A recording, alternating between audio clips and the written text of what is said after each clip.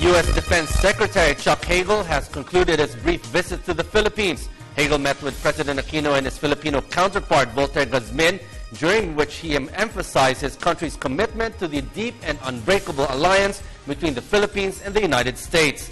Discussions covered defense and security issues, including increased U.S. military presence in the Philippines. But Hagel clarified that the U.S. is not seeking to put up permanent military bases in the country. Elena Luna reports. The United States does not want to have permanent military bases in the Philippines. U.S. Defense Secretary Chuck Hagel gave this clarification after his meeting with President Aquino at the palace. The United States does not seek permanent bases in the Philippines.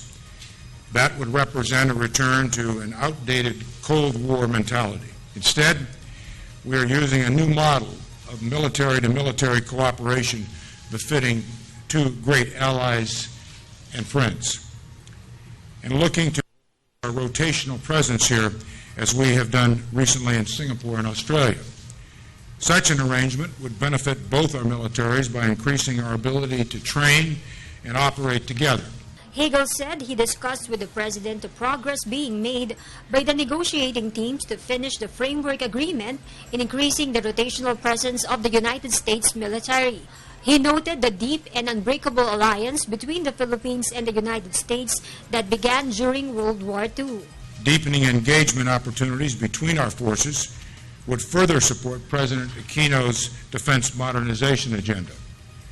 The United States has a great deal of experience in building a modern military, and we would like to share what we've learned with our Filipino allies. Defense Secretary Voltaire Guzmin added, once the agreement is in effect, it will give access to existing military camps and the former U.S. base in Subic. Hagel mentioned that the Philippines and the U.S. have been working together on ship repair in Subic. Subic Bay is one of the facilities that was mentioned for U.S. forces to access in.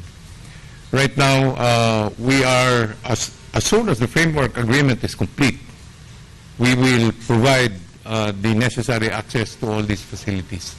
And this is not limited only to Subic, but to Philippine military facilities if necessary. Hagel's visit to the Philippines is part of his Southeast Asia tour. He also visited Malaysia, Indonesia, and Brunei. For the People's Television, Elena Luna.